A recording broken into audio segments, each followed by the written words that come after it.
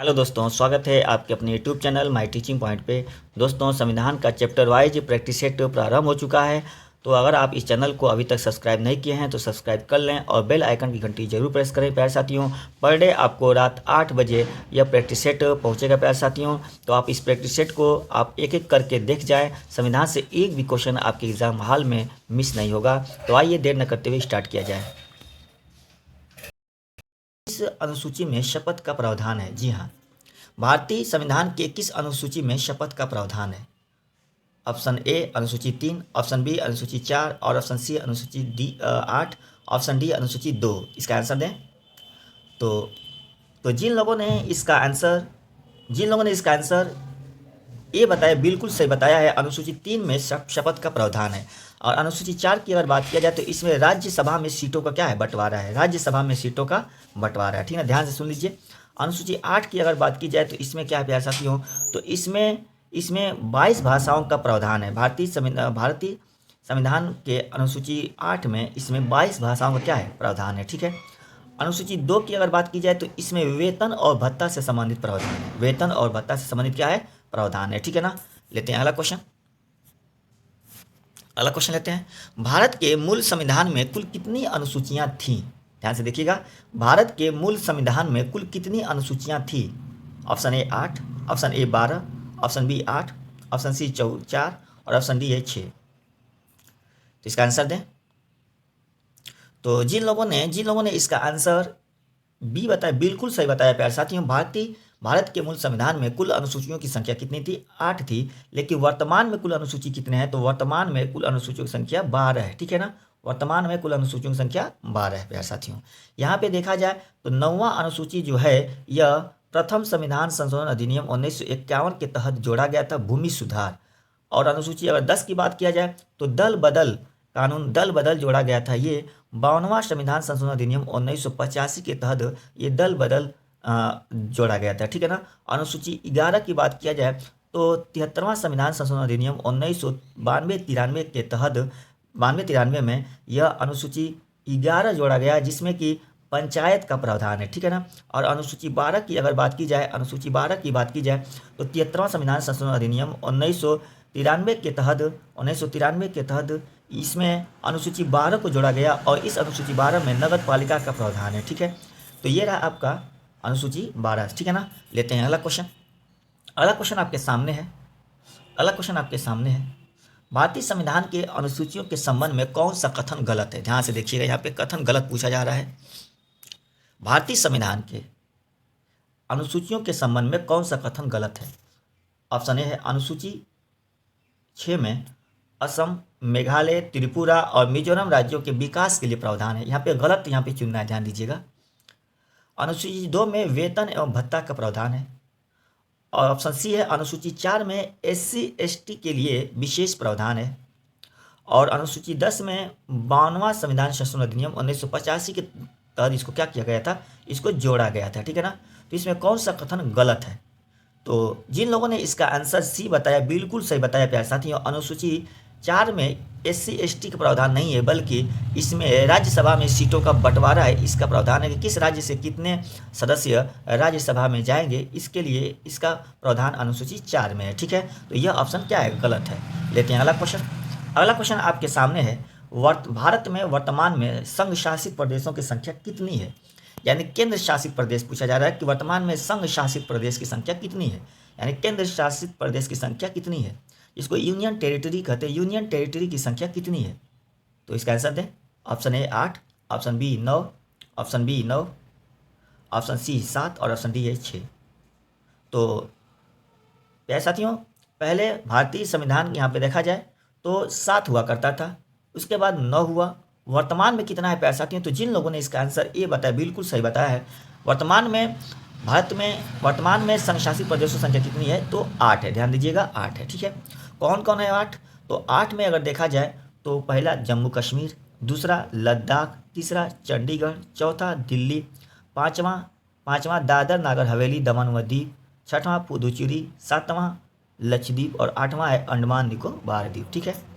लेते हैं अगला लेते हैं क्वेश्चन नंबर 5 है आपके सामने स्क्रीन पे। देखिए आपके सामने स्क्रीन पे संविधान के निम्नलिखित अनुच्छेद में से किस प्रावधान के अंतर्गत भारतीय संसद को नया राज्य बनाने का अधिकार है? ध्यान दीजिएगा, संविधान के निम्नलिखित अनुच्छेद में से किस प्रावधान के अंतर्गत भारतीय संसद को नया राज्य बनाने का अधिकार है? तो नया राज्य की बात हो रही है, यहाँ पे कन्फ्यूजन न रहिएगा, नया राज्य की बात हो रही है। तो नया राज्य बनाने का प्रावधान है, इसमें कहीं विदेशी शब्द का इस्तेमाल नहीं हुआ है, ये ध्यान रखिएगा। तो जिन लोगों ने इसका आंसर सी बताया बिल्कुल सही है। इसका सही आंसर क्या हो जाएगा? अनुच्छेद 3। अगर हम बात करें अनुच्छेद 1 का, तो इसमें भारत अर्थात इंडिया राज्यों का संघ होगा, ये शब्द इसमें है अनुच्छेद 1। अनुच्छेद 2 का है कि कोई भी विदेशी भूखंड अगर भारत में मिलना चाहता है तो वह अनुच्छेद 2 के तहत भारत का हिस्सा बन सकता है, ठीक है। और अनुच्छेद 4 की बात क्या है? तो अनुच्छेद 2 और 3 से संबंधित कोई प्रावधान है तो साधारण बहुमत से संसद आर्टिकल 4 के तहत इसको क्या कर सकता है कि 2-3 से संबंधित ये प्रक्रियाएं को क्या कर सकता है? प्रस्तुत कर सकता है, ठीक है ना, या प्रस्ताव पारित कर सकता है, ठीक है। लेते हैं अगला क्वेश्चन। अगला क्वेश्चन आपके सामने है, भारतीय संघ के अंतर्गत किसी राज्य को मिलाने का अधिकार किसे है? ये मिलाने है, किसी राज्य को मिलाने का अधिकार किसे है प्यारे साथियों? भारतीय संघ के अंतर्गत किसी राज्य को मिलाने का अधिकार किसे है? राष्ट्रपति में, संसद में, मंत्रिपरिषद में, राज्य पुनर्गठन आयोग में। तो प्यारे साथियों यह अधिकार किसको है? तो जिन लोगों ने इसका आंसर बी बताया बिल्कुल सही बताया है, संसद में, ठीक है ना, यानी संसद को यह अधिकार है, ठीक है। लेते हैं अगला क्वेश्चन।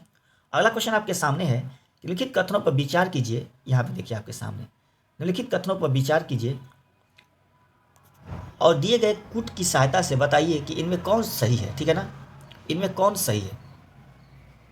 तो 1 दिया है, यहाँ पे 2, 3, उसके बाद ऑप्शन है A, B, C 3 he option यहाँ पे है, ध्यान दीजिएगा।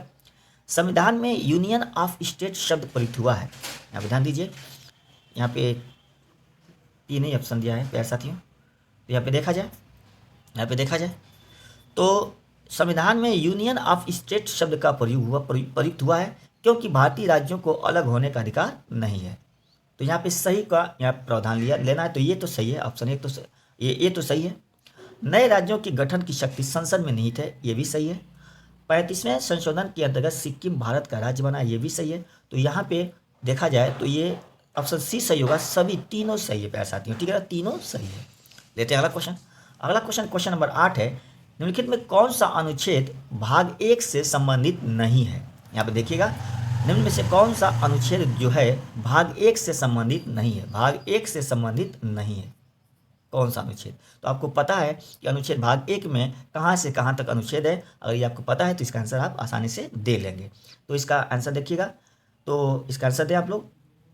ए में है, 1 में दिया है अनुच्छेद 1, 2 में दिया है अनुच्छेद 5, 3 में दिया है अनुच्छेद 4 और 4 में दिया है अनुच्छेद 3। तो किसमें भाग 1 में किसका प्रावधान नहीं है प्यारे साथियों?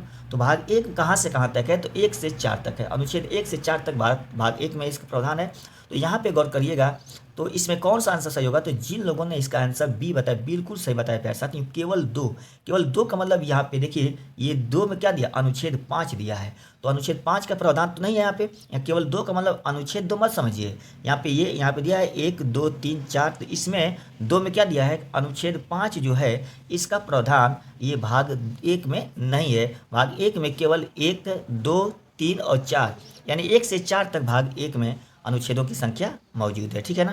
लेते हैं अगला क्वेश्चन आपके सामने है कि भारत अर्थात इंडिया राज्यों का संघ होगा यह किस अनुच्छेद से संबंधित है? ध्यान से देखिएगा, भारत अर्थात इंडिया राज्यों का संघ होगा यह किस अनुच्छेद से संबंधित है? अनुच्छेद 1, अनुच्छेद 2, अनुच्छेद 3 और अनुच्छेद 5।